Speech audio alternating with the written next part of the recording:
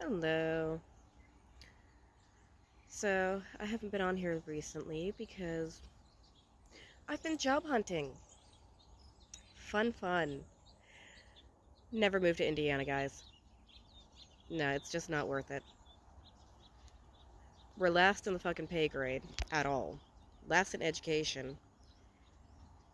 And while we have people saying that they're hiring, they're not hiring. I should know. I've applied to every job in this county. And all they've done is wasted my time and wasted my very limited resources. I mean, I try to be positive, but it's gotten to the point that just don't come to Indiana. I mean, really, don't come here. It's a northern state that thinks they're part of the South.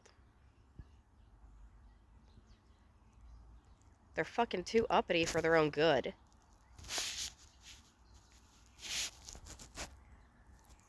Honestly, I left Indiana, and the people that I met outside of Indiana were way nicer than anybody I've ever met in Indiana. That's saying something, because I went to Maine and Massachusetts. And you know what? You know what people from Massachusetts are called? They're called massholes. But you know what's really fucking funny? They were nicer than the people in fucking Indiana.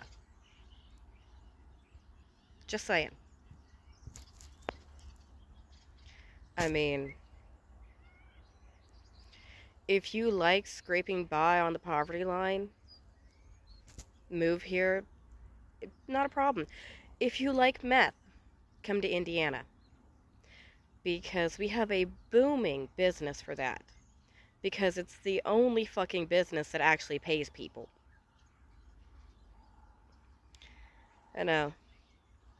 We wonder why we have such bad drug problem. Because it's the only fucking thing that pays. It actually pays the fucking bills. Whereas working a 9 to 5 in Indiana does not. Because the prices went up, but the pay did not. It's just so fucking stupid at this point. Like, all I really want to do is work so now I can leave Indiana because I've been here too long. I've depleted my savings because I was trying to get a job here. And all the employers in Indiana fucked me over. There's only one that didn't, Tosses. And honestly, I can understand why they probably won't hire me back because my power steering pump completely fucking died on me on the way home. And because of how my fucking van is set up, because I do have a van now, because of how my van is set up, the power steering took my brakes away too. So when the power steering went away, the brakes went away. So I couldn't turn the vehicle and I couldn't stop the vehicle. And that was not safe. And it took me about 2 weeks to get that fixed. I mean, I I can see why they probably don't want to hire me back. That's kind of understandable. But honestly, I've learned I will never in my life work for PRD again. Because they can be desperate for people, but they will discriminate against you. You know, even if you've never had any health issues before and you haven't had any since, they don't care. They don't care. If you had one health scare, you are non rehirable. If you get cancer, you're going to be non rehirable. You get COVID, you're probably going to be non rehirable. If you get any illness that takes you out, like just takes you out of the picture for a week or two, probably going to be non rehirable. I mean, plus the work environment, not the best. I mean, two 15-minute breaks for 8 hours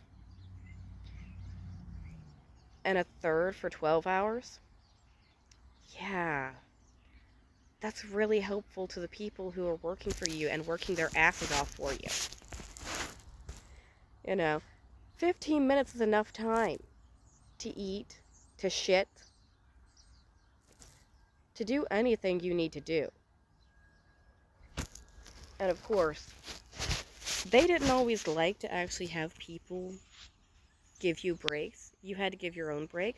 Or when the supervisor gave you a break, she would only do half the job that half of what you were supposed to do. If you were supposed to take care of 2 machines, she only took care of 1. Then again, if you're supposed to take care of 3 machines, she's only going to take care of 1 either way, so.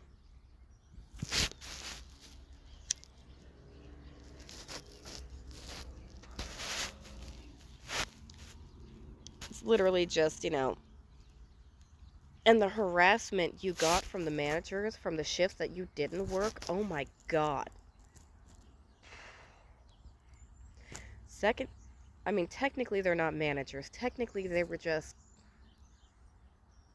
slightly above your pay grade.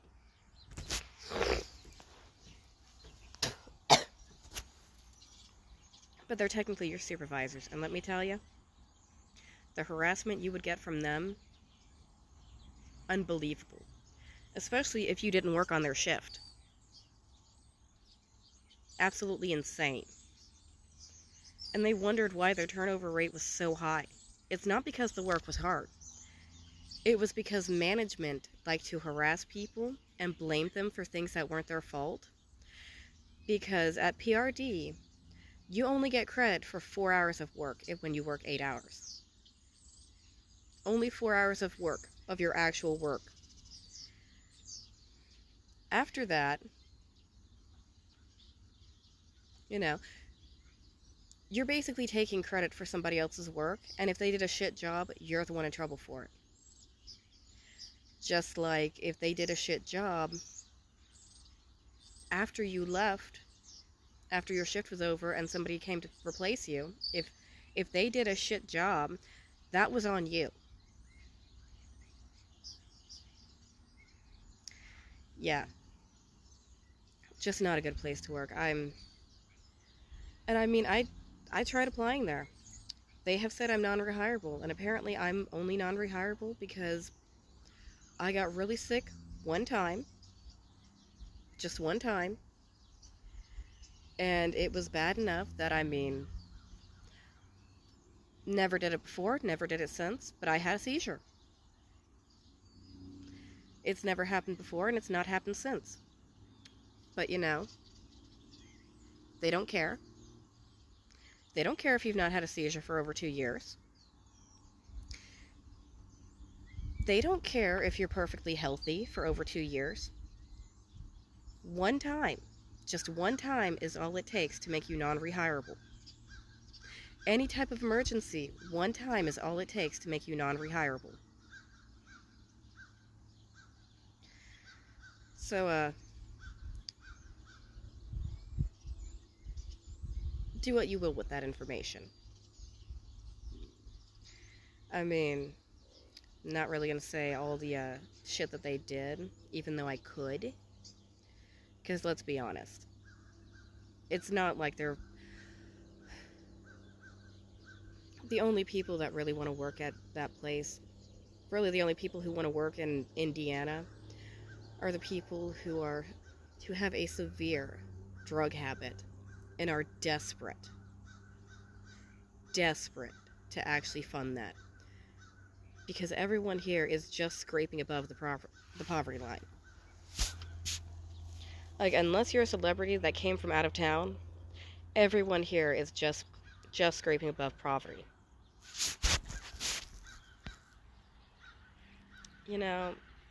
Something tells me that's not by accident.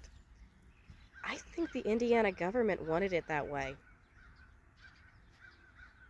I think whoever's in charge of the state wanted it that way because the people who can't afford to live, can't afford to eat, and can't afford to get healthy are so much easier to control.